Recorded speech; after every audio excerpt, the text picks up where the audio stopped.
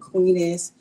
Y'all bear with me. I'm so used to everybody else telling my story, so it's kind of hard trying to toot your own horn sometimes. But I am award-winning author. I have over 26 books published through Amazon, I think. I'm a self indie publisher, so I was very fortunate to win the 2017 Christian Literary Award. So I am grateful for God for that. Also, I'm a poet and an herbalist and a gardener, so I am excited that I have a nonprofit that's called the Garden of Eve Project, where we teach people how to forage for food in their yard, to garden. I talk a little bit about herbalism. We try to do STEM education. We also try to bring mental health and well-being to our senior citizens. So if you ever want to get your hands dirty, call me, baby, because I spread dirt. And so also I have a business called Mrs. Jack's Body Food, which actually came about because of the garden. And my grandmother, who raised me, she taught me about nature and how to make certain things. So I'm a canner, we made pickles, and I was an entrepreneur at a very early age because we had fig trees, and I was selling bushels of figs, $5. Now you can go to Central Market and get 4 for $9. So, but out of that, the love of nature sprouted up my business, Mrs. Jack's Natural and Organic Body Foods. So I make about 30% of the ingredients that I make, whether it's in shampoos or soaps or body wash, actually come from my backyard. So I appreciate y'all all being here. This is the Hidden Figures moment to celebrate our living legends. And I thought that it was pertinent for us to know. I was really surprised of the people that I knew, listened to their stories. And I've for years been wanting to take that to a format so that other people can hear what I hear. And these are my icons. So these first 4 people that I reached out to is because I adore them, and I watch them from afar, and they have truly inspired me to do what I'm supposed to do. Sometimes you hear the call, but you put it on busy. And so these people was able for me to get my call in without having a busy signal. So I really appreciate that. So we're going to go ahead and get started, y'all. And I'm going to, as I do the bios, the lady's going to come up. Cameron, can you come up here and so you can assist the ladies when they come up? Thank you. Y'all give it up for my son, Cameron. That's my ride or die. So a lot of you people may know him from the museum. He's always with me to support and volunteer. I think that's the best volunteer for anybody wanting to have. All you got to do is feed him. That's it. He'll tell you. He don't need no money. He just needs a snack pack. All right. So we're going to get started. So this is our first hidden figure. Thank you, Wendy. She was born in the basement of St. Joseph's Hospital in Fort Worth. In the late 1950s, Blacks were relegated to this level. She spent her childhood in the South Side and Stock Six neighborhood of Fort Worth. She was faced with adversity at an early age, when at age 9, she experienced the death of her mother. Adjustment was challenging, but she was blessed with a village of family and friends who guided her safely to adulthood. Her first inspirational figure who changed the trajectory of her life was a 5th grade teacher, Betty Jean Wiley. Miss Wiley was the first to recognize her singing ability and helped Jan become the first African-American to join the acclaimed Texas Girls Choir. She would later continue her musical pursuits through high school, eventually as a 22-year member of the Grammy Award-winning group, The Sounds of Blackness. While music has been a fun pastime, she earns a living as a social psychologist working with students with disabilities. She holds a bachelor's degree in education from the University of North Texas and a master's degree from Howard University in Washington, D.C. She is looking forward to her upcoming retirement. I thought she was already retired, but when you retire, that's when you're really busy.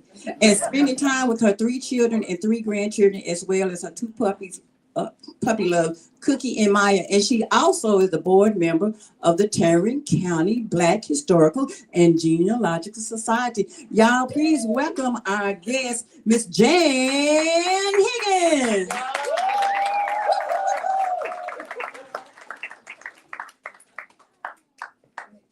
Thank you. Anyone you like, man. Okay. All right, y'all. Next, we're gonna get started with our next bio. Y'all ready? Yes. Say you ready? Yes. All right. So next one, she was born in her grandparents' house in Cooney, Texas, the 17th child of East Texas businessman John Caldwell Sr. and his second wife, Josephine Pierce Caldwell. She attended Stephen F. Austin State University, completing her bachelor's and master's degree before the age of 21. You didn't have nothing to do, girl. Relocated to Fort Worth, Texas to pursue a doctorate degree and married the love of her life, Ben Morrison. Her commitment to civic engagement led her to organize a local club of the National Association of Negro Business and Professional Women's Club, to serve on the board of the Senior Citizen Centers Incorporated and the United Way Allocation Committee. She has held look, I couldn't even see that. I can't try to spell, y'all. She has held gubernatorial appointments by 2 governors and advocated public school education on a local, state, and national level. She has earned her doctorate degree from Texas Women University, as well as an executive MBA and postdoctoral studies in healthcare administration. Currently, she serves as the chairman of the board of the Community Food Bank. She's the chairman of the advisory board of Tarrant County Black Historical and Genealogical Society, and is approaching 49 years of elected service on the board of trustees of Tarrant County College. Her greatest joy is sharing the life with her husband of 51 years, Fort Worth businessman, Reverend Dr. Ben A. Morrison, with whom she shares 3 adult children, Brandon with LaToya, Jonathan, and Bessie, and her grandson, Griffin Ross Morris. To God be the glory. Y'all, welcome to the stage, Dr. Gwen Morrison. Woo!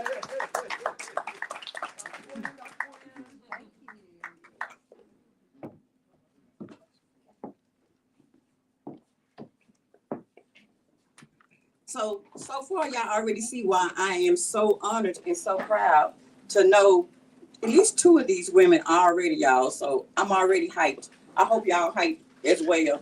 All right. So next we have coming up to the mic.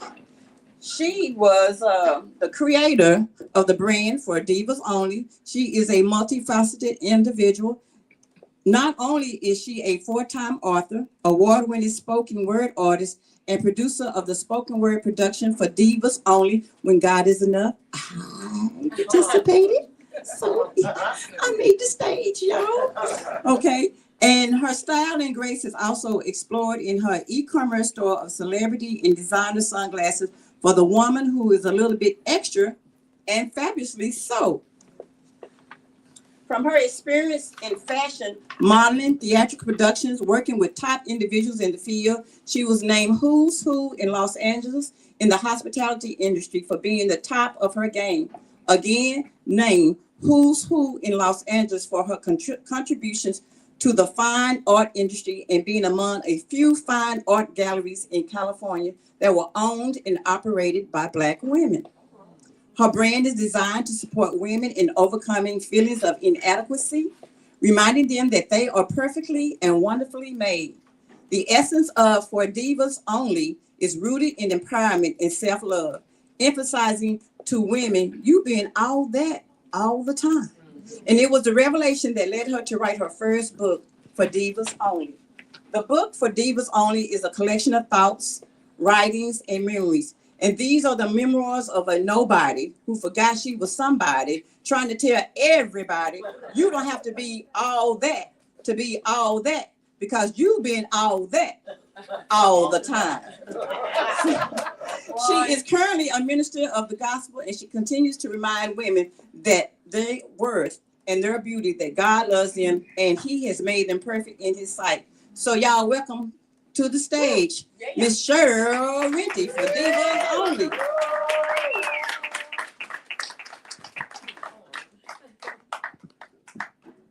Thank you, thank you.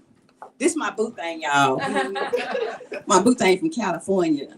All right, so next we have coming up, is long awaited, my surrogate mom, my best friend, my sister, I don't know, my all thing has been inspiring me. I've been running and chasing behind this woman since my, I don't want to say my age, but it's been a couple of decades. And I finally got in touch with her. I've never been a fan of someone as much as I'm a fan of this person. She is the editor of La Vida News. She was a preemie born at the end of December instead of the end of February, as was thought. She was born at St. Joseph Hospital, where wait a minute, who else was born at St. Joseph? They got the same line, like they got together and said, we're gonna put this same line. She said, born at St. Joseph Hospital, where Negroes could only be in the hospital basement. The little preemie by the time was 11, she was 11, ended up being 5'8.5" tall. Taller than most of her mom, was 5'4", and easy 6 foot, almost always in high heel boots and shoes, making her as tall as her father.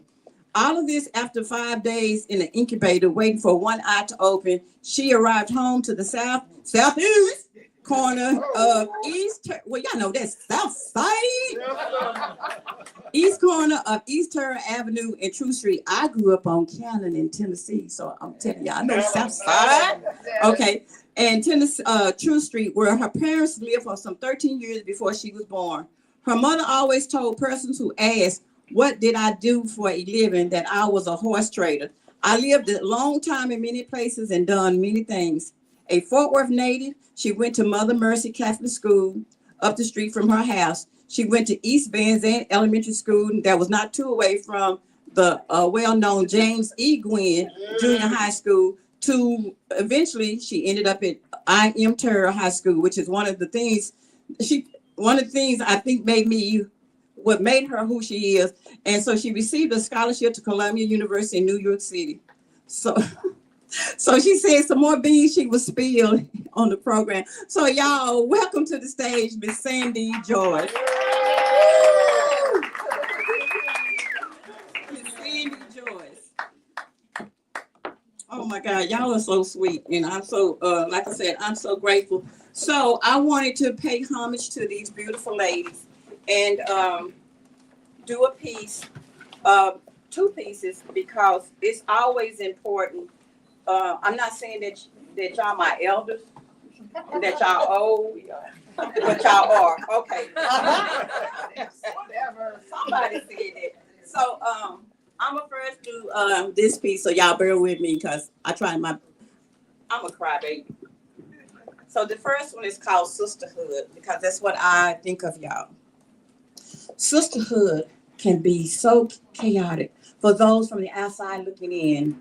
But all sisters have some type of pride. Sisters can keep your secrets and put a smile on your face, come to the rescue and stand in your place. Sisters, they have the power to erase the hate in your heart. They can heal all scars. A sister can take up the cross, the shield, and the breastplate ready, wielding a badge of honor, plunging headlong into the midst of the battlefield so that you can live. A sister can bear the world on her shoulders because she has been doing it so for hundreds of years, falling in the dirt, pulling her weight whilst hardly shedding a tear.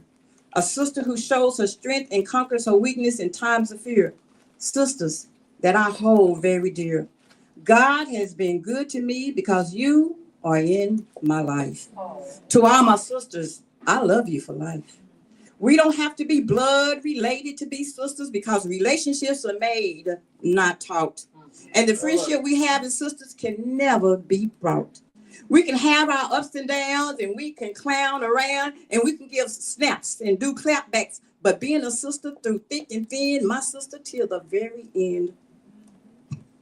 Death may separate us, but my love for you will never diminish.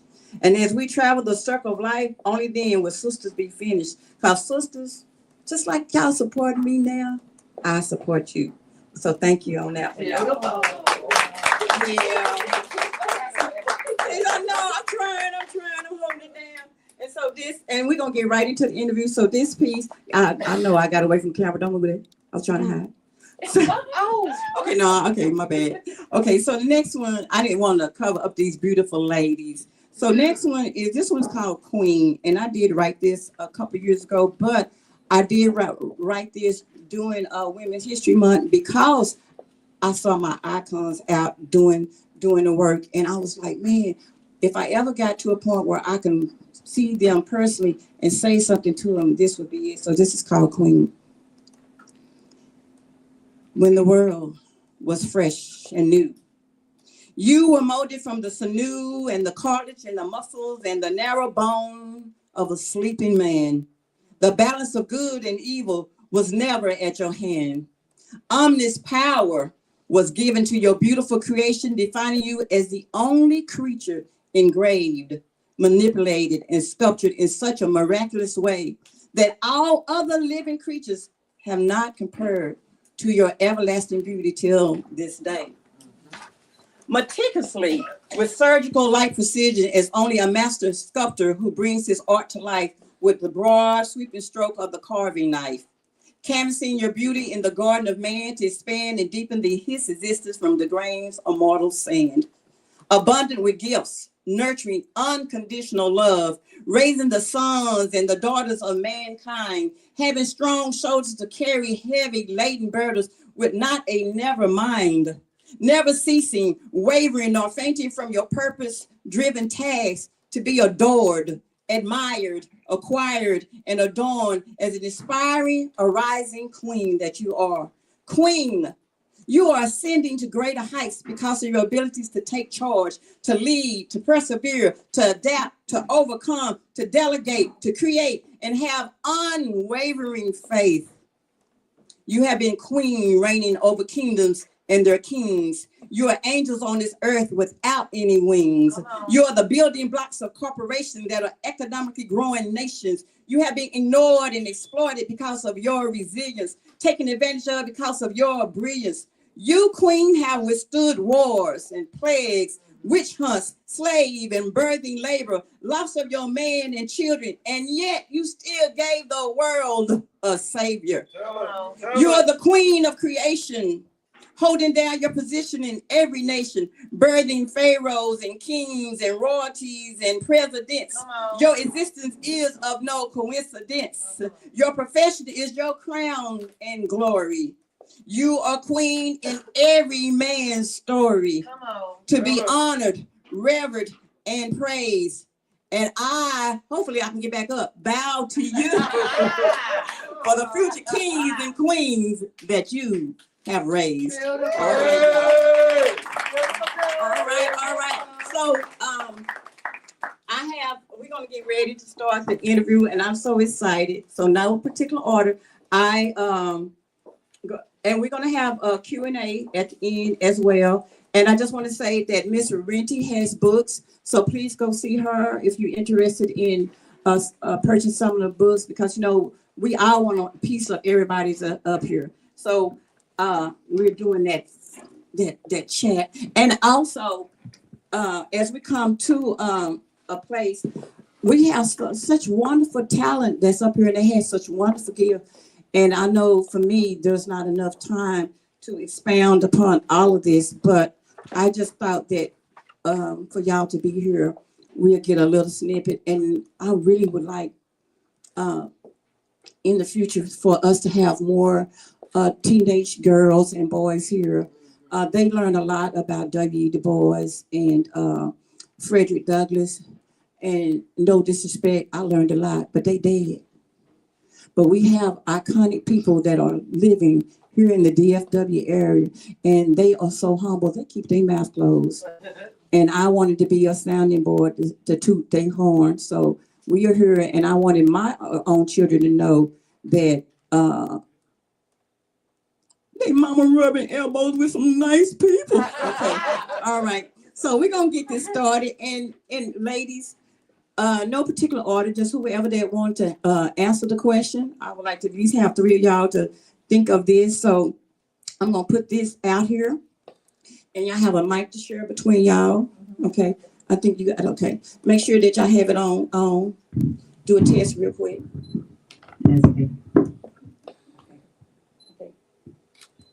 Okay. All right, y'all. So this is my question. Who or what inspired you to be who you are? I'll go first because I don't even know what I am or how I ended up with this group of people. But first, giving honor to the Creator who allowed us all to be here, and my beloved sister and garden guru who came over to my house, laid hands on my dirt, and tried to convince me that lizards was my friend. I'm just happy to be invited here, but education has always been a love and a passion of mine. I came by it honestly, the child of an educator, the niece of an educator, and most of us got our passion and influence from a teacher somewhere. And I want to give honor to Miss Betty Jean Wiley, who passed away last year. She is a native of Stop 6. And I'm sitting in East Van Zandt Elementary, and she was my teacher. And she said, you know, you can carry a tune.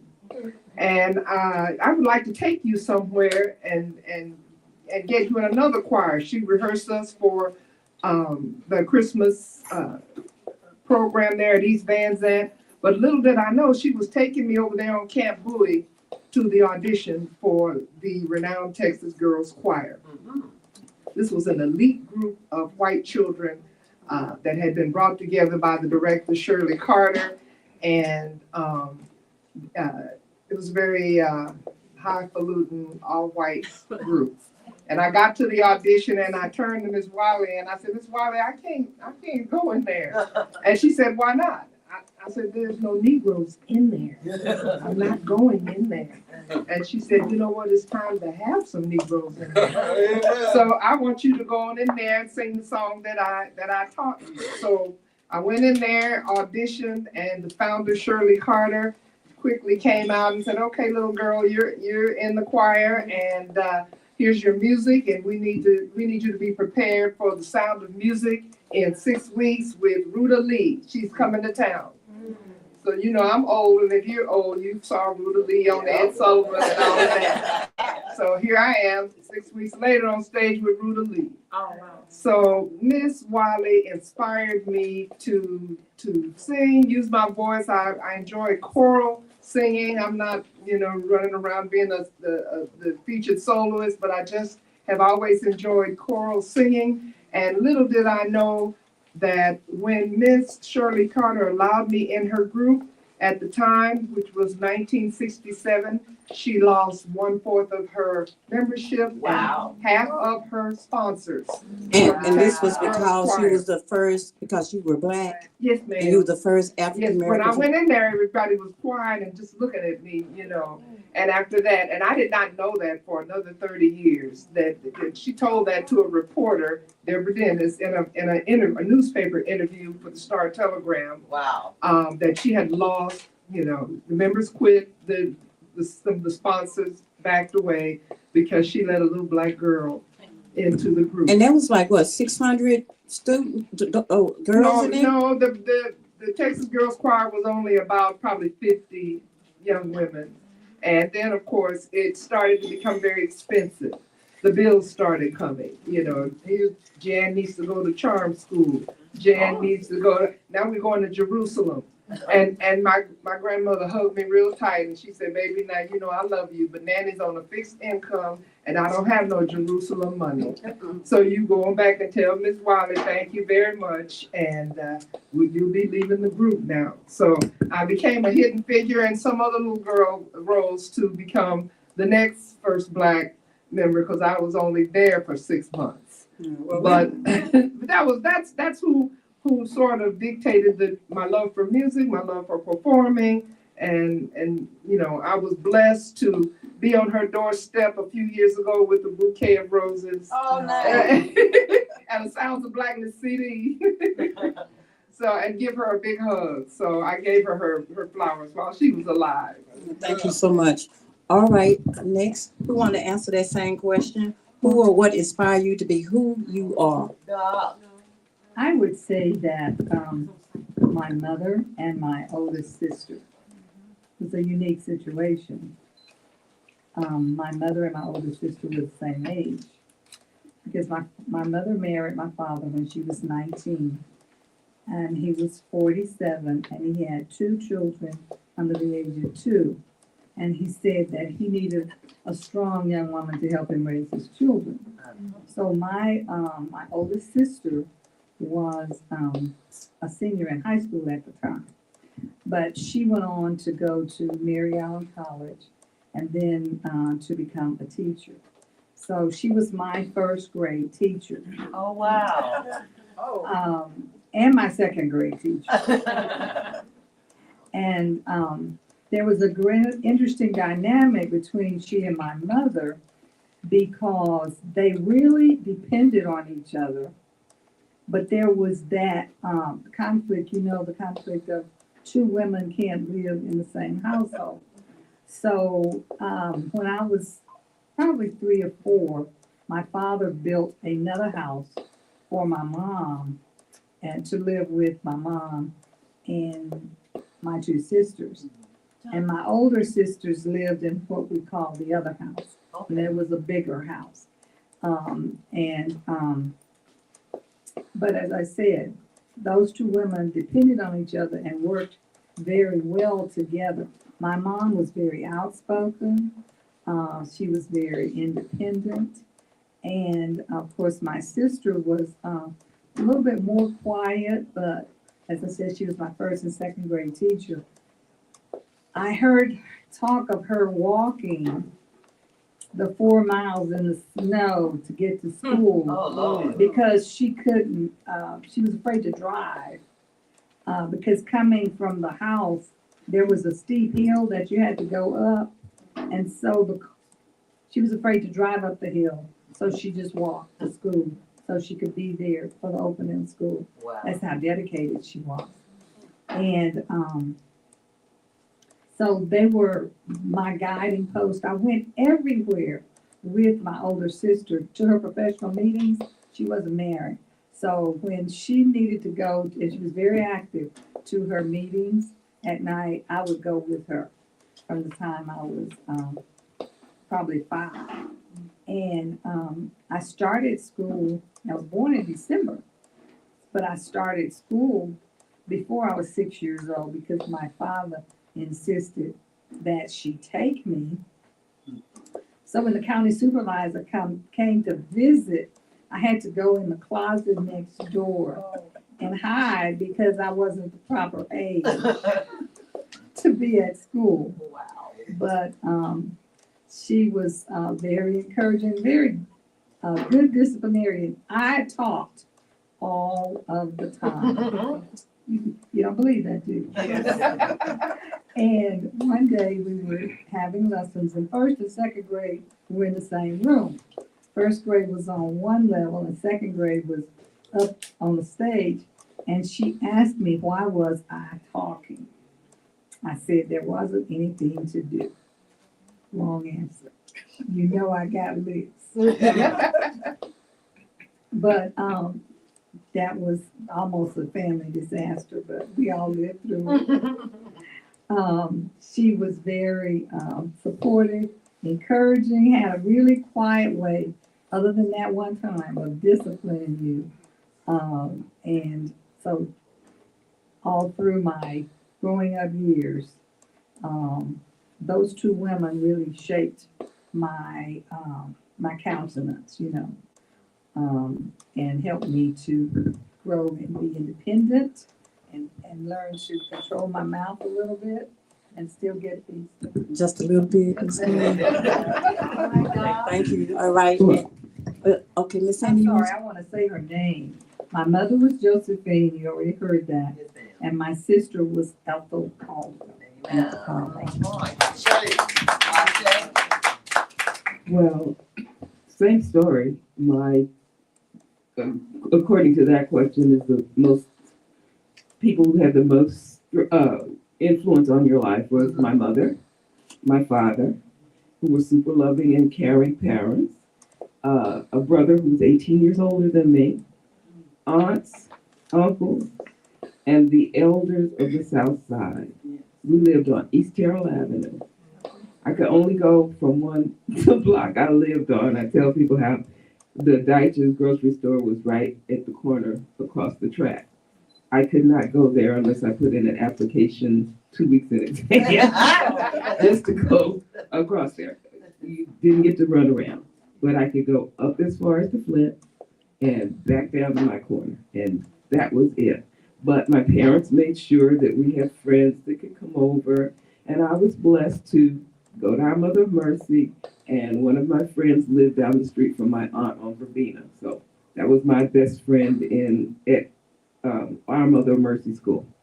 And once they decided, or once one of the nuns told me that my parents were holy rollers and going straight to hell, I was immediately, as soon as my grandmother found out that Saturday, I ended up at East Van Zandt. Second grade, just snatched out of our Mother of Mercy, which was a good thing. But I got there and I went there.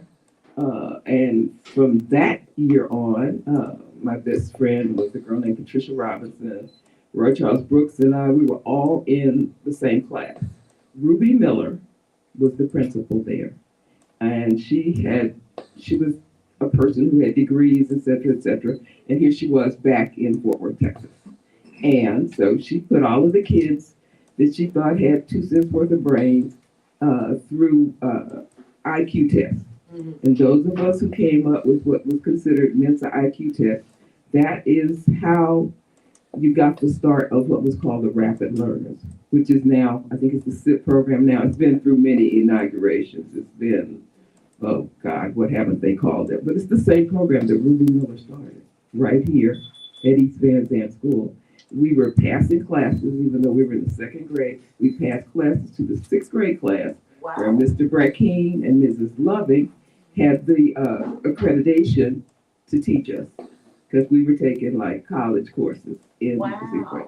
We got in trouble because the kids who were in the 6th grade were pissed with us being in their class.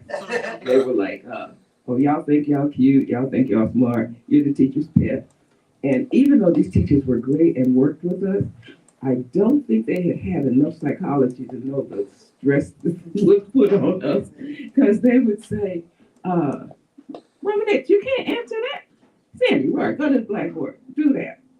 And we weren't even there for their classes, but it was in an era when you didn't say no, when you didn't pretend like you didn't know, and you were excited to go do it. So you went up there, you did the problem, and then Mom and Dad, everybody wanted to kick your ass on the way home.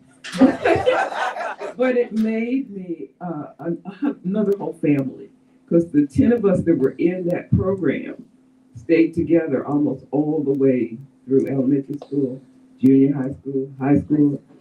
Roy and Valjean and Walter, we all went to Columbia together. So it gave us, family. So one of the things that I think is most important was all the vacations my father made sure we had. We went to California, Chicago, the Painted Desert, Carlsbad Caverns, Tijuana to bullfights. I traveled this flight, loved it, still love it. Ended up living in lots of places. Like I said, she was telling you, stayed in Brazil for a while, stayed in Jamaica for a while, learning different cultures, different people, and developing other families in those places. Then I finally moved back home, and my best friend from high school, that lady sitting right there, called and said, look, we have the Vita News, and you wrote and you got a lot of those awards in English class. We need you to come be a reporter. So I went from reporter to editor and photojournalist, and I was doing all of this running around at a thing for I Am Terrell. And there was Madison Hogan, a fellow schoolmate, helping take pictures. And he said, can I help you? I'm like, don't go anywhere. I need you. And so it's all been La Vida News ever since. And you just develop people people, there are so many people that I could say made a part in my life. My neighbor from downstairs, just everybody. When I lived in New York, Opal Lee would call me, Sandy, send me this from the library because they don't have that down here. And so I got to be Mikey. Mikey will do it.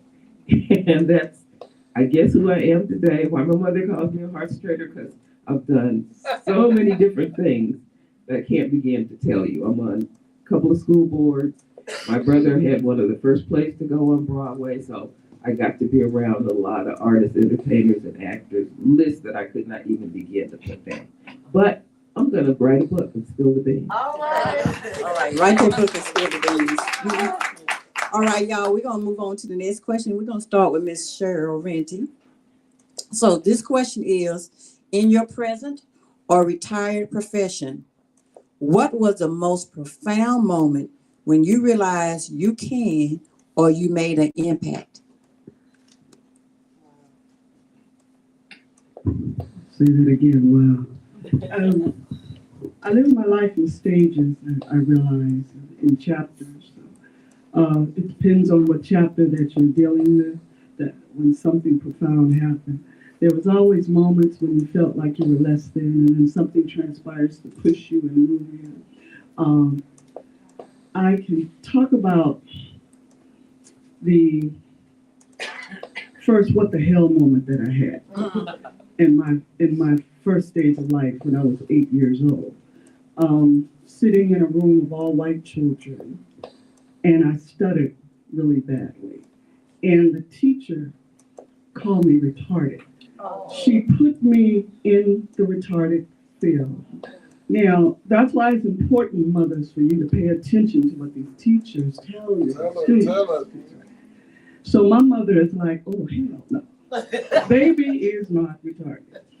So she said, if she is retarded, I need you to bring in a specialist for this young lady. So a specialist comes in, and she is a white woman. I remember her. She had hip. She had a hip situation. And she would come and get me, and I remember I was the only black child in the class, right? She would come get me, we would go have these little sessions every now and then. I don't know what they were fun. I really enjoyed them. She never really said anything in our sessions, blah, blah, blah, blah, blah. We would do whatever it was. She taught me that my brain functioned quicker than I could speak. She told me that my IQ was extremely high. So as she got to the point, she took me back to that class, to that white teacher, and said, this young lady is borderline genius. In fact, she's smarter than you. Whoa! So that was one of my first what the hell moments. And I began to realize that you have to know who you are at that point. We talk about inspiration. I won't be long. We talk about inspiration. Well, I'm a product of my family. So I was blessed to have a family that cared about you and make sure you got to experience things in life. You know, being a product of the 50s, you know, that's when I was born. Okay, in 54. So I'm 70, I'll be 71 in a couple weeks. So, you know, those are moments. Then you have moments, stages in life where something else transpired because you keep moving further in a different stage. Is that enough for now? Oh. Okay. What was the question again? The question is, in your present or retired profession, what was the most profound moment when you realized you can or you made an impact? When someone calls you and just says thank you. That's it. You know, because if I can help somebody as I travel along, then my living is not bad. Okay. All right. Let me ask Ms. Jan the same question. In your present or retired profession, what was the most profound moment when you realized you can or made an impact? One of my students, I'm a school psychologist for 40 years almost, retiring on June the 14th this year. Amen. I had a student to send me a friend request on Facebook, a student that I was involved with maybe 20, 25 years ago. And she began to tell me how I was able to help her light bulb come on. Special education students that's a passion of mine. And when I hear many stories like this, misidentified geniuses called something else, that's when I really get my dander up. And that goes back to my training at Howard University, because I was actually trained by the framers of special education, a bunch of professors who themselves had been mislabeled in school. And they went on and participated in lawsuits and all of the change that created the special education programs that we know today back in 1975. So that's always been a passion. But to have one of your young ladies come to you and send you a message on Facebook telling you what you did for her, that let me know that my living was not in vain. And that's the beauty of being an educator, is running into your students and they are telling you stuff you don't even remember. I didn't remember that girl. I honestly didn't, to be honest. But her story was familiar. So that's always been a blessing to me, that we've all been touched in some way by a teacher and an educator. And I'm just glad that I played a little tiny part in somebody's success. Which one of you ladies would like to answer that question, this last question on that? I'm gonna read it one more time. In your present or retired profession, what was the most profound moment when you realized you can or you made an impact? Well, it's a similar situation. I was privileged to be director of a program at Fort ISD called the Grow Your Own program.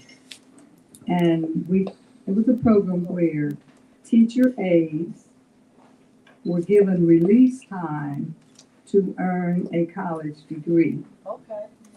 And so they could be a teacher aide or a school secretary. Mhm. And not only were they given release time, paid release time from the job to do that, but there was also a scholarship. And I have several students who have gone through that program and have been very successful and have, for instance, Dr. Glenn Nixon was an aide to Miss Arlene Beal at Forest Hill Elementary when he came through the Grow Your Own program. And you be Facebook friends with him. He does pajama praise. He has gone on to earn 2 doctorate degrees. Okay. I have another student, Dr. Katrina Smith. She teaches in Dubai right now. She actually came through that program. I didn't remember her, as you said, but she reminded me of that. The other part of the program that I was the director for while at Fort ISD was the Alternative Teacher Certification Program. And this is where persons that had a bachelor's degree to come through our training program and earn their teacher certification. Now, there were a lot of people who came through the program who've gone on to have outstanding careers, not only as teachers, but as administrators. One person that's very active on Facebook, some of you may know, is Stephen Johnson. If you remember, there was a time when Lockheed, may have been General Dynamics at the time, had a mass layoff of engineers. And Steve was one of those engineers. Another young man named Cletus Cavill was one of those engineers. We had a program for teacher certification for math and science teachers. And that program was with TCU. They were we brought in 8 people that all of them from General Dynamics. And they were 2 of those young engineers who both came through our program, earned their teacher certification, went on to earn their administrative certifications, and probably both of them have now retired as educators. But I get that a lot from persons who maybe stayed in the classroom or who went on to other levels. And so that is a joyful time when students remind you. I was in the Ross over on Berry. You know what they say, if you ever go out and you're not representing, that's the day you get. Yep. Yeah, right. I let you know. So I don't remember, I wasn't dressed in business casual. I mean, I think I was okay, but anyway. This young man across the store, he had on a very nice looking young black man, he had on a pink linen blazer, and I thought he was so attractive. And he came over, I thought he was talking to me, but I wasn't sure. And he came over and reminded me that he had come through the program. Not only had he already retired as a elementary math teacher, but he was working as an educator in the prison system. Oh, wow. And he was talking about, how no discipline problems, no issues, it was just perfect.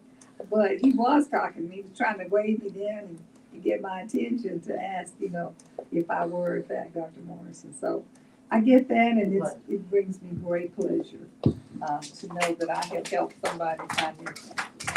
All right. Thank you. I appreciate that. Y'all, as we continue, we're going to go to our next question. And y'all don't forget, you can get up anytime and go get you some something to drink. I see y'all enjoying that hibiscus ginger lemonade cayenne. So get you some, all right? So the next question that I'm going to present is to Miss Sandy Joyce. This is, I like hearing stuff like this. So name a famous person you have interacted with. I know this is simple for you. This isn't simple for me. That's the problem. There are too many, but I know the story that she wants. With my brother being a playwright and having been a musician, it was very popular. Marcus Hemphill. And my cousin Julius Hemphill had World Saxophone Quartet, et cetera. And my cousin Marcus, my brother Marcus had Paris Stranair. Well, he had plays on Broadway. He worked for The Cosby Show. And I was blessed to get to do lots of stuff and hang out with lots of people. I got to see Josephine Baker. I got to dance with Cab Calloway, who I thought was tall and hit me here. He looks like the Cheshire Cat. He had more teeth than I have ever seen in anybody's mouth. But it was magnificent and fun. Got to hang out with Sly and the family, so different people. You were hanging out with Sly? Yeah. Waiting on him to get down off the ceiling. But we won't discuss that. But I'll tell book. yeah, that'll be when I spill the beans. But the story that I've told her that she knows is that I really was never starstruck because I was around so many people. In fact, even when I was here in Fort Worth, I was around Illinois JK and all of the big honchos here in music because they all came out of I.M. Terrell High School.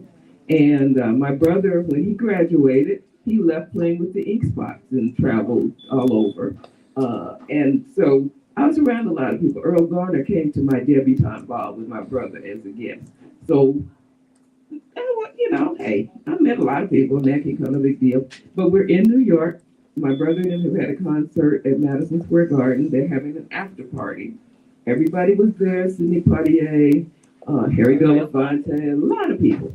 And my brother had told me, Sammy, you can bring your best friend and her boyfriend and bring your boyfriend. So we went to this big suite in this big hotel, and everybody's talking and they're introducing people, blah, blah, blah. And because I had stuff with Eartha Kitt, Rock Peters, blah, blah, blah, blah, blah, I'm just not impressed. But if you ever watch Sidney Poitier on TV and on movies, he looked like he was about 5'8", 5'9". And it wasn't so much his being a big star, it was that he was just gigantic, tall, and handsome. I looked up, I was like, my heart skipped 2 beats. And he reached over, took my hand and said, hi. And my brother says, Sandy, this is Mr. Poitier, blah, blah, blah. And I'm like, oh, pleased to meet you. And we're just talking. He says, your brother, I thought you were 7 years old. I was like, no, no, my brother is his little sister. So I'm there, but I'm in a trance. Don't realize I'm in a trance. We're talking. My brother comes back by and says, Sandy, are you going to introduce your friends? I forgot they were there. and in my own bubble. I said, oh, I'm sorry. I want to kick him in the shin. Mr. Potier, this is my girlfriend, Ruth Bowie, her boyfriend, Ron Lamont. My first love, my very handsome boyfriend, his name went completely out the window. And his name was Charlie Jones. Now, how hard can that be? But he saved the day because he did say, he's on Mr. Potty, and he says, you won't believe it, but I'm her date. My name is Charlie Jones, but I've met your daughters because I live in Nanuet. I grew up in New York. So that saved me, but it was the only person that I guess you call starstruck over. All right. Thank you so much for Sandy. I do love that story. Yes. Okay, so Miss Cheryl, I'm gonna ask you the same question. Name a famous person you have interacted with. Well, first of all, I'm from the LBC, Oh. All right. Long Beach. I used to babysit Snoop Dogg.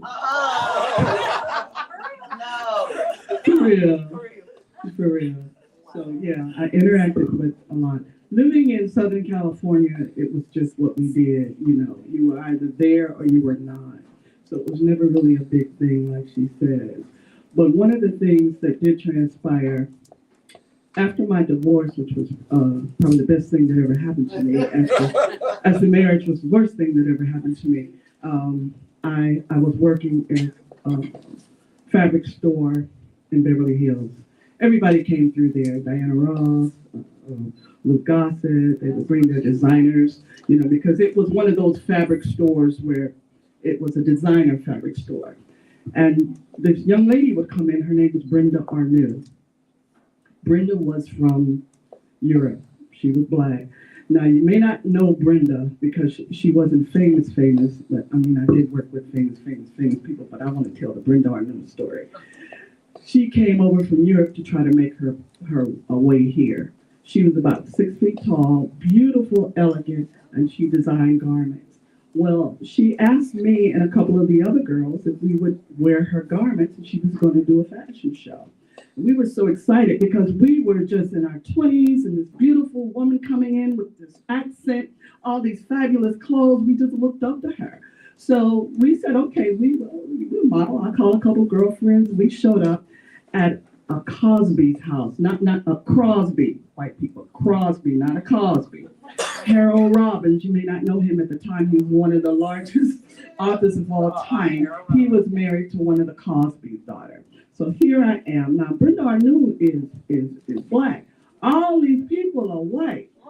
You know, we are doing something for the Beverly Hills education program. They were doing Annie or something like that, you know. And I didn't really know what was going on. I'm just having fun. Everybody was there from Red Skelton to Sammy Davis Jr., Dean Martin, you know. I mean, those kind of Tina Louise. I don't even know if you're not over 50, you don't know none of these people. But, you know, they were all there. And did I say red buttons? It was just like, oh my God. It was just so amazing of these individuals. And then hanging with Brenda Arnew, we would do some more shows. And then we would be with Kate Jackson from the, the Angels, Charlie's Angels, and her boyfriend was with Chicago. So we hanging out with Chicago and Kiss. I don't care what you say about Kiss, they're really nice guys. You know, clean. But that was me coming out of a bad relationship, feeling like nothing, where she told me that I was somebody. Do you see what I'm saying? That's why it's important to always encourage people. She brought me out of that shell. And from there, I began to work within my community and start fashion shows and you know, fashion productions for young girls to tell them how beautiful that they are, you know, and to encourage them. So the next thing you know, I have the biggest fashion troops in Southern California. And I'm getting invited to everything because I meet a young woman named Pat Tobin. Pat Tobin was the #1 publicist in America, #1 black publicist in America at the time. I'm still talking still talking 80s, probably 80s and a portion of the 90s. So I'm on her list to be invited to every premiere that there is. So I really have seen them all, not really starstruck. The only pretty person that just blew my mind when I saw them was Prince. That's the most beautiful child I've ever seen. Halle Berry, Jane Kennedy, who I had the opportunity to work with when she did theater production. Flawless beauty in that time frame. And oh my God, Denzel Washington. Yeah. I think that's enough for now. Yeah, well, so she does have a book that she do have some stories in there. If y'all want to hear some more, she got look here. She got a good one. She know my. I think y'all all know my favorite story. So, but she didn't do it. But I want about the studio. But yeah, so if y'all want to hear about that, y'all gonna pull it to the side, or y'all gonna go purchase some books if y'all want to hear the juice and the caboose on it. I don't name names. Okay, I give people other names. I don't like write it all, tell it all books. That's not for me to tell. But when I talk about people, I mention Magic Johnson, for instance, because it's a good thing. Because I think it's called Bunny's Magic and something else. Because one of my girlfriends who was on the modeling troupe that I created, her mother was the Playboy Bunny mother at that time. And again, if you're not over 50, you'll know nothing about the Playboy Club. So the Playboy Club, we got to hang out. They asked me to be a bunny, but my daddy was a deacon. It wasn't going to happen. So, so we got to hang out with all the parties. I appreciate you. So, all right, then we're going to go to Miss Jan. So who, name a favorite person besides yourself that you have interacted with? Well, of course, I know. Shout out to all of my previous employers who gave me time off to go try to shake and shimmy with the sounds of blackness. Optimistic, our single that came out in 92, 93, got us a call from none other than Luther Vandross. Oh, wow. We actually got called the same day to go on tour with You Gotta Have Faith. George Michael, thank you. And we picked Luther. So we went on the Power of Love tour with Luther Vandross, 57 cities, 6 months. And of course, they looked, the stage manager, who was very strict, she looked at all these 20 faces and said, now look, y'all, do not bother Mr. Vandross. Do not approach him for pictures, autographs. He doesn't like that. He's grouchy today because his wardrobe doesn't fit. Leave Mr. Vandross alone. And so I said, okay, this is going to be a problem because I got my empty vinyl album covers where I had taken out the vinyl and put the album covers in my luggage. And I say somewhere between September and January, this man is getting ready to sign my album. So I'm going to bother him at some point. I'm going to sneak in his dressing room or see what I have to do. So he found me. I didn't find him. I was in my dressing room, minding my own business. The women all shared a dressing room. And I'm sitting there between shows. We were also on tour with Sinbad. So he was the sandwich. The Sounds of Blackness opened, then Sinbad. Then we joined Luther at the end for Power of Love. He needed that big gospel backup. And I'm sitting there with avocado scrub on my face and pink curlers. It was between shows and I'm doing my nails. And all of a sudden I heard the door open and close. It was unlocked. And I heard, phew, I wish I had some macaroni and cheese right now. I'm gonna call my mama. Because his mother would come and feed everybody these fattening foods and have us belching all in the microphone and stuff. They would be catering barbecue. That's how Luther got like that. It was his Mother Vandross would come. But anyway, and I'm sitting there and I think the tour had been going on maybe 2 weeks. And we had done as we were told. They told us to scatter like mice every time we saw Luther walking up and down the hall. And we did, like some little mice. But here I am in the dressing room alone. And I look in the mirror. I didn't even turn around. And there he was, sweaty, with a towel around his neck, because he was in the transformation process from Big Luther to Little Luther. He had a treadmill on. They unloaded all his exercise equipment on this bus with the sound equipment and all of that. So he's back there huffing and puffing, and I froze. And I started talking out loud to myself. I said, my friends are not gonna believe this. I'm sitting here with a green face with some avocado scrub and curlers, and Luther is in my dressing room. And he said, "Girl, if you talk to him, tell him how bad Luther was looking that day too. What is your name?" And I said, "My name is Jan with a Y, Jayn." And I brought some album covers for you to sign. I'm gonna leave them in your dressing room, okay? And from that moment on, Luther never forgot my name. We performed with him years later at the White House, and he came up and gave me a big hug. Hi, Jan with the Y. You know, he turned out to be the nicest man, and I got in a tremendous amount of trouble. You know, our director would fine us for grabbing celebrities and taking pictures and stuff. So you just had to budget those fines in your weekly salary. I wasn't gonna do right. And I met every last one of these people you just called out at some venue or another. You know, Phyllis Hyman and all of these people. But if you're my Facebook friends, I have a whole album, the fine album, where I had to pay fines to take pictures with all the Whispers and Denzel and Bill Clinton. We did the White House with guns pointed towards the stage because we were outside. That was a nervous moment. But the Sounds of Blackness has given me 3 full passports, and it was a serendipitous type of experience where I was just singing in the church choir when I was tapped to come and join this group that was on Jimmy Jam and Terry Lewis's label. We were the first group signed to Perspective A&M Records, and they put us in a tour bus with a group called Mint Condition and sent us all over the place. So that was just an experience. All right, thank you so much. All right, y'all, because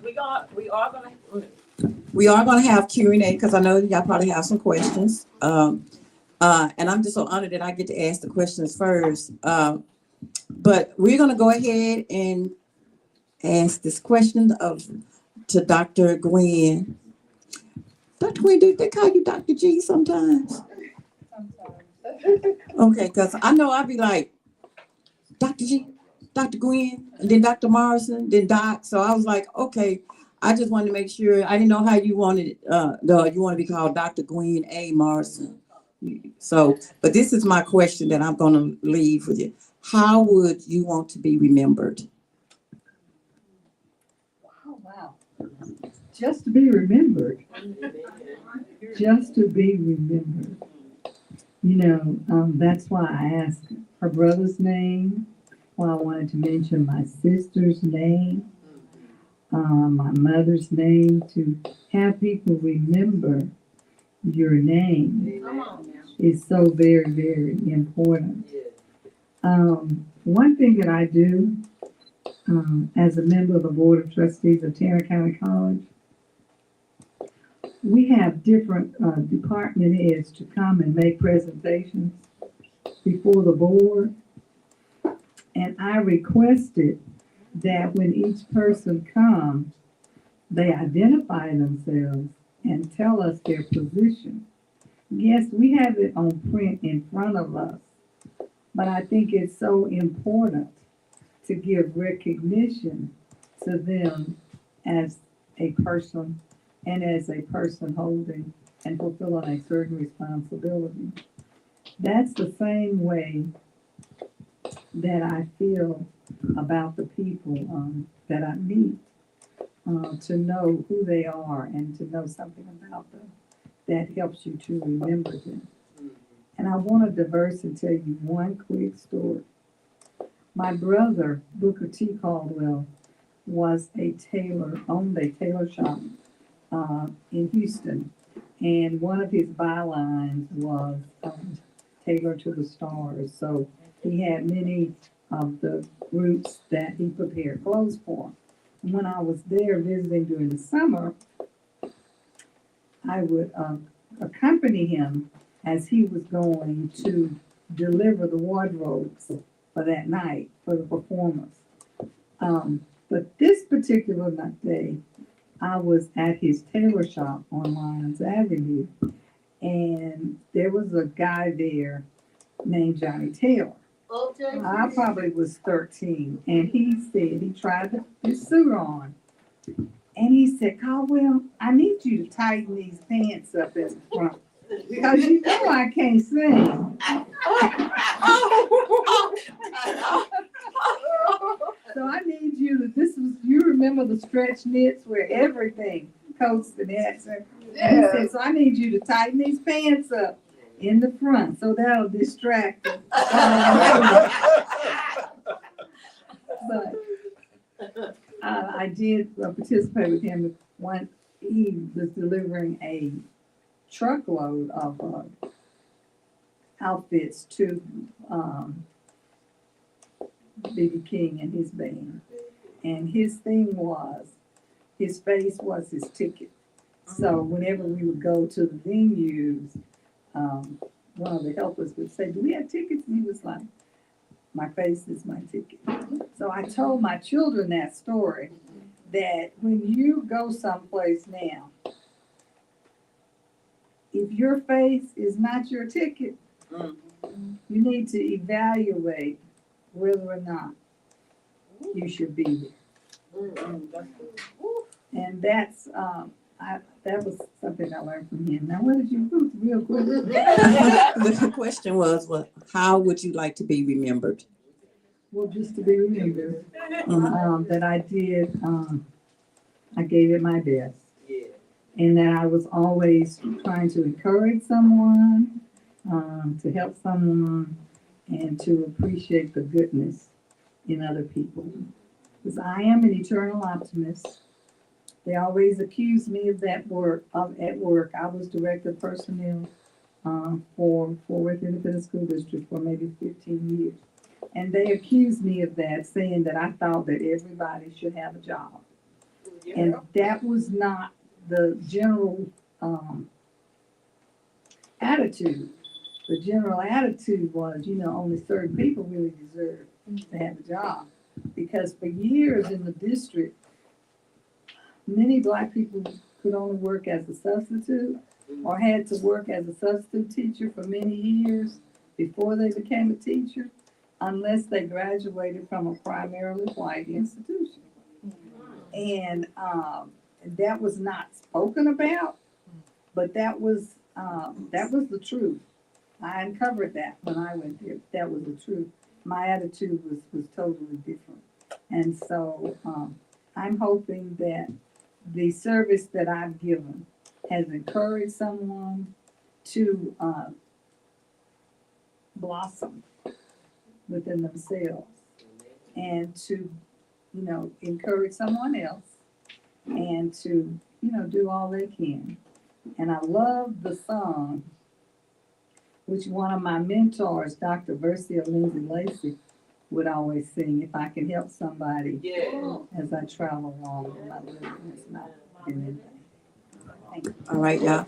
Thank y'all. Y'all, for the sake of time, we're gonna go ahead and get into the Q&A. And if you have a question, please stand up and so they can hear you as well. All right. Ms. Kim. Okay, I'm live, y'all, just in case you don't want to answer something crazy. Don't ask nothing crazy. No, I am so humbled. I am so humbled. This is the first weekend I've been home in 6 weeks. You guys know. Many of you know because you've seen me all over the place. And I was driven to come out of honor for the ladies on the stage. And I'm so glad I took the time to come because I know each of you in a different way, but now I know more. I know so much more, and I'm so much more in love with you and enamored of you because you all bring something special to Fort Worth. Yeah. You all have, you're all mountains in your own right. And sometimes you look and think, oh, I could be up there. I know, but I'm just really honored that you guys have given what you've given to Fort Worth. I'm honored that you gave the time that you gave to be here with us today, because each of you told a story that could be a movie. Yes. And Fort Worth sometimes doesn't know what it has. Yeah, but now, you know, there's times where you know why God sent you somewhere, you know, out of Los Angeles, you know, and to be here in this corner of the planet, you know, look at this. You can't pay for this. So I just have to say thank you. God bless you. Thank God for you. And I'm so glad I came out to hear what I didn't know. So that's it. Thank you so much, y'all. Yes, ma'am. Yes. One of the things, you know, I found myself in Dallas area by mistake. It wasn't on my book, but it was that other chapter, that other episode. I wrote my first book when I got here at 64 years old. I've written 6 since then. Wow. So the book that I have out there now for Divas Only is a collaboration of, you know, lots of stories. It's my memoirs of a nobody, you know, and it's about finding out that God is enough and that Black girl magic ain't nothing but God's divine favor. There is something that we have to do and change a narrative. The narrative about people saying Black women are the most hated and most disrespected and all that kind of stuff. The reality is that no one hates Black women. No one hates you. They just wish they could be you. So there's an envy that transpires. That envy turns into hate. So we have to stop saying that. Oh, they hate us. They don't hate you, baby. If they could be you, they would be you. And they can't have anything that you have. They can't have the color of your skin, the kinks in your hair. So they don't want you to wear those kinks because they cannot duplicate those kinks. So that is a narrative that we are going to have to move and change when we speak about that. Never say they hate you, baby. If they could be you, they would. Okay. All right. All right. Anybody else? Girl, that was powerful. Woo. All right. Go ahead, Miss Rhonda. Well, I don't really have, I know these ladies, love them, but I want to thank you for walking through that door. My granddaughter sang the Texas Girls Choir. Oh, great. Just so, and if it hadn't been for you, That's she right. probably wouldn't have been able to be there. She didn't stay a long, long time, but she still stayed through a couple of seasons. It was expensive. You know, but it was a good experience for her and other young ladies that were there. And it was exciting. And it's still not that many of them there, but they made a difference being there. And she had to go through auditions. So thank you. And kudos to Shirley Carter for standing her ground and telling her sponsors and those other members, this group is created for any young lady who has singing talent. And I want to welcome all people. Right. And so kudos to her. She had a lot of pressure back then. Yeah, and for you, my twin, your mother-in-law made my whole life better just because I went to the church where she sang. And she had everybody going all the time. And I got to get your books. And I know you personally. Donna, did you have a question? I want to ask her about in this Some Blackness. And so were you a part of, you know, when she came to Fort Worth, were you a part of bringing her to Fort Worth? Was that when We were at the Taste 19 production, Dr. Yeah. Yes. Yeah. Yes. Okay. I remember that. That was wonderful. All right. Anyone else have any questions? We almost at that time. Go ahead, Miss Wendy. Dr. Morrison and Jen, when are y'all's books coming out? That's a great question. Look here, I'm looking. Okay. In the future. As soon as you sit down and write a grant for me, because I don't have time to write. Okay, I can type it for you. Hey. Miss Dr. Morrison, your book is coming out when? Soon. Okay. Miss Jan. I'm just enjoying working at the Lenora Rolla Heritage Center Museum, documenting the life of Plug. the other people, yes. Come. Come to our, you can log on to Tarrant County Black History on our YouTube channel and learn about the lives of the Honorable Judge Clifford Davis, William Madison McDonald, the first Black millionaire, and I'm working on Opal next, so I'm having more fun writing about the lives of others. Jan, tell about the museum, the displays you do in this museum. And she's doing a great job. Yes, the L. Clifford Davis's exhibit is leaving the Fort Worth Museum of Science and History today. That's another thing that I just sort of fell into, doing scrapbooks, digital scrapbooks in my spare time of my family, my grandkids and all of that. And so when the museum contacted us and said, we'd like to do an 8x8 display of William McDonald, is there anybody to help? And I said, well, it just sounds like a giant scrapbook page to me. I'll take a shot at it. So I did that one and then came back with Judge Davis, and they've been phenomenal in collaborating with us. So I'm doing the YouTube videos now with my little tacky PowerPoint, and I'm gonna learn some more programs, but right now I have like 5 videos on the channel from the PowerPoint, but I wanna do more, and that's what I enjoy doing. I don't really want to tell my whole story, because some parts of it are painful, you know, things that I've gone through. So I probably have found my niche already. And I wanted to say how I met, so 2 of the ladies, Miss Jan and Dr. Gwen, that's how I met them, through the Tarrant County Black Genealogical Society. So, and I think it's something that Cheryl said earlier, but that was true statement, because I saw them. I saw what they was doing. And because I saw them and what they was doing, it encouraged me to take up the mantle, and I wanted to be just like them. And the thing that got me was like, man, at first I would go, man, I wish I would have done this when I was younger.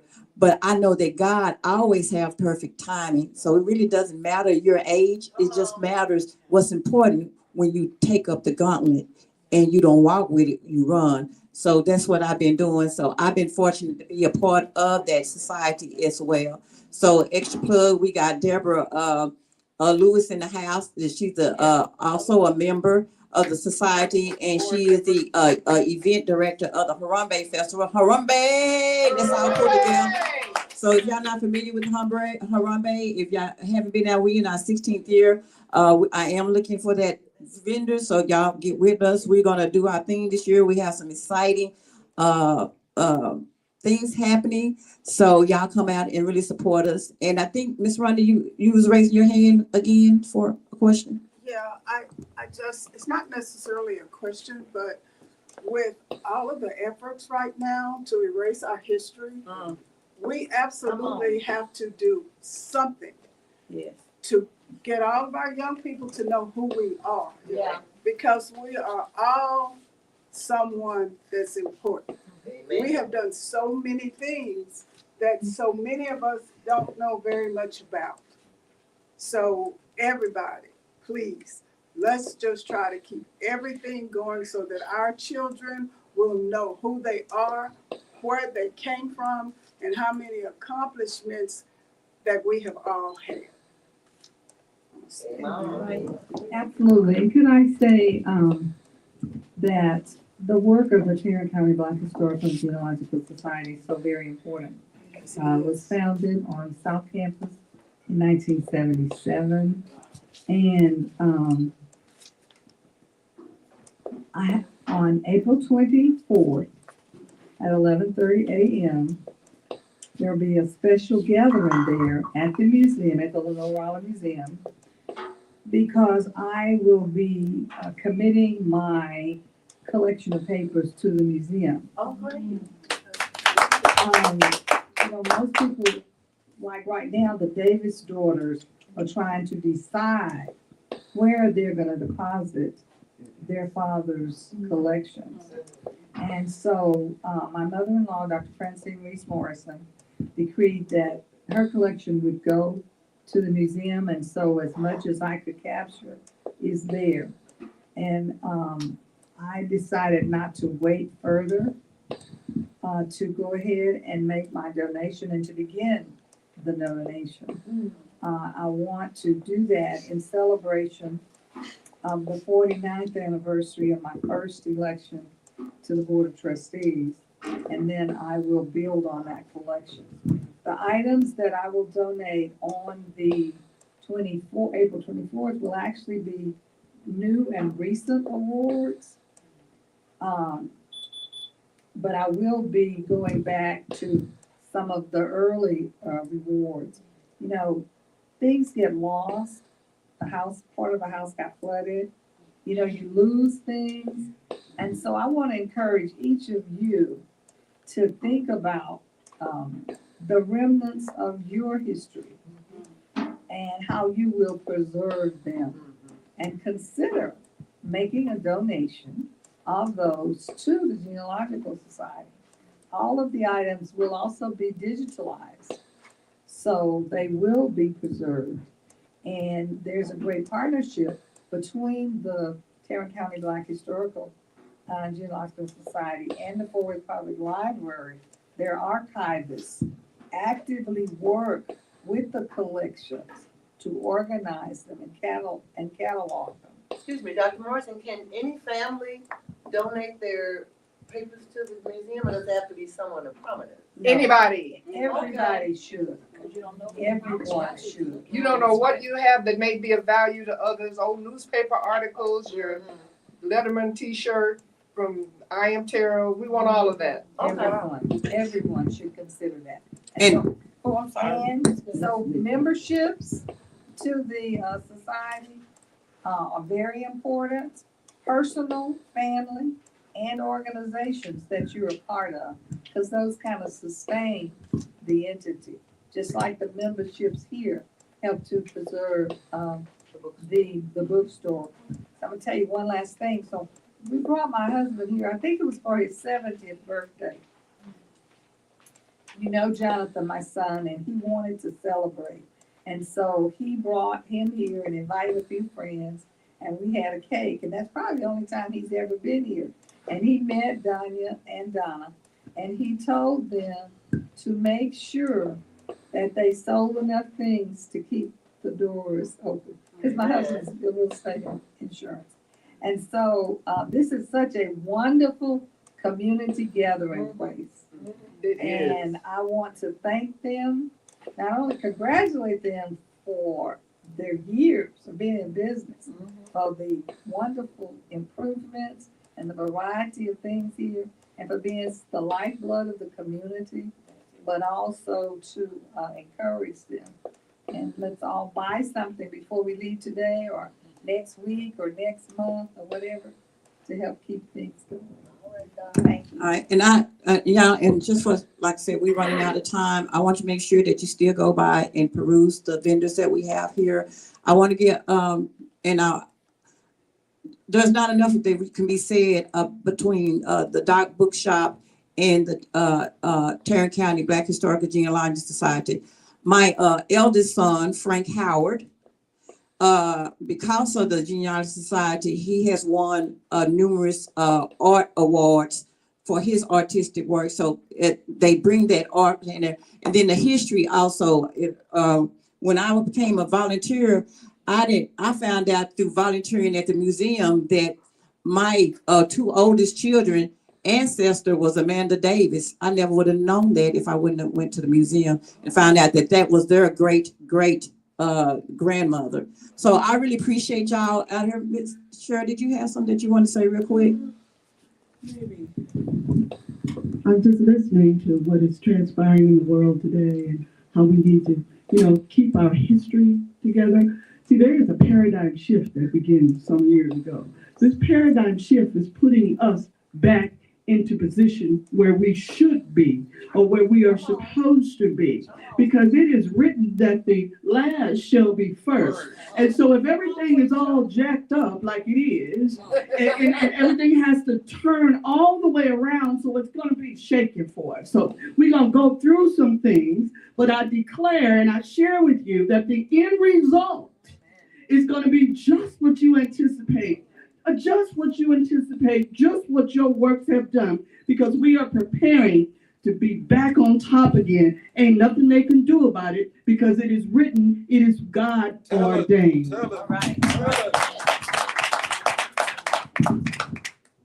I wanted to say that even though I was blessed enough to get to dance down the streets with Morgan Freeman in New York and all kinds of stuff, one of the persons that meant a lot to me in my life was right here in Fort Worth, Texas. And that was Veda Felder. You may not know her or her name. She's on the bricks over there on along Evans Avenue Plaza. But she was a person who trained and taught almost all the ministers that were the foundation ministers here, Black. And I got to take her United Christian Leadership course because my mother went. So I got to go to that. And she said, Sandy, I was in the library because at that time her courses were being held at the Bethlehem Center. I was sitting in the library studying or something till my mom got it. She said, look, you read as well as any of these grown people in here. I want you to come in and be in this class. Being in that class turned me on to all of the things that I would learn as I grew older. When I was at Columbia, I worked at the Jewish Theological Seminary with the head of the seminary. I got to meet Haile Selassie, the Lion of Judah. I got to do marvelous, marvelous things. But what I want to say more than anything is that because I want to be a Christian in my heart, in my head, every kind of way, and I don't want to be ashamed or afraid to say that to anybody. I want you all to be able to say, hey, this is how I want to do it. This is the right way to do it. And I just want to thank all of the people who are here. Because most of you, I know you. You are my children. You are my grandchildren. She has one of my children. I've adopted a lot of people's kids. I got him a job at East Fort Worth Montessori as the head of music department. Just all these kinds of things. I worked with Dr. Morrison when I first moved back home. I worked with Lenora Rolla when she was still alive. So I'm kind of a bridge person because I'm older than these little girls over here. But I can still, like people say, well, how are you? I can still walk, talk, know my name, turn a cartwheel. And now that I have 76 trombones in my big parade, I'm going to have them tooting, blowing, what have you. And I want everybody to do the same thing. And I want you to bring your kids. They don't know because they are not exposed. We want that exposure. And if you got only $2, leave it up at the counter for the Doc bookstore. All right. Because we don't want to ever lose this entity. We lost one of the few Black bookstores that we had here. We don't want to ever lose another one, and they are magnificent. All right, y'all, give it up for our hidden figures, Miss Jan Higgins, Dr. Gwen Morrison, Diva Sarah Renty, all right, and Miss Sandy Joyce, y'all. And we appreciate you all being here. Y'all make sure y'all go and talk to him, take pictures. Thank you again for the doc. Don, you have anything that's what you want to say? All right, y'all, go finish drinking up that mess. All right, y'all. Y'all have a great evening. Thank y'all once again. Thank you. Come buy some artwork.